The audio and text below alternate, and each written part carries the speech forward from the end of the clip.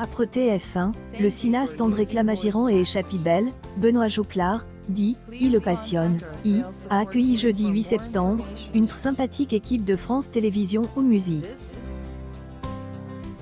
Marie-Candice Delouvry, correspondante pour France 2 Art Toulouse, accompagnée de François Guil, JRI pour France 2, est arrivée en début de matinée afin de réaliser un reportage destiné à une série de plusieurs épisodes du journal de 13 heures, consacré aux passions de mécanique. Tandis que son fidèle collaborateur et ami Alain Fournier, dit « Imac JV, un bénévole tout aussi follement passionné que lui, accueillait les touristes désirant effectuer la visite libre. Benoît, en costume traditionnel et sabots de bois, emmenait les deux reporters avec un groupe de visiteurs tout au long des 6000 m droits d'auteur au Bellu du circuit spécialement aménagé pour le confort de tous.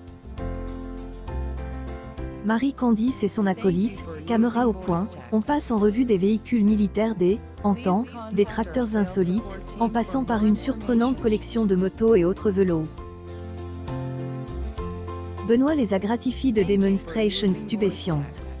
Démarrage de tracteurs, voitures, moteurs fixes, lancement à la manivelle, préchauffage au chalumeau, autant attractions insolites dont le singulier Grand-Bi et le vélo Jean, un spécimen unique en France.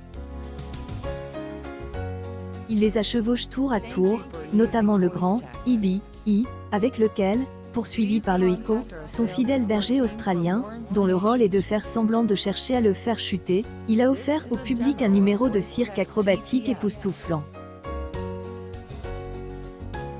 Après un copieux et délicieux déjeuner saveur locale offert par Benoît et soigneusement élaboré par Bernadette, une précieuse bénévole, nos deux journalistes ont eu le loisir d'examiner les ateliers du musée, avant de partir en balade, caméra sur elle, épaule, à bord de la fameuse Ford de 1928.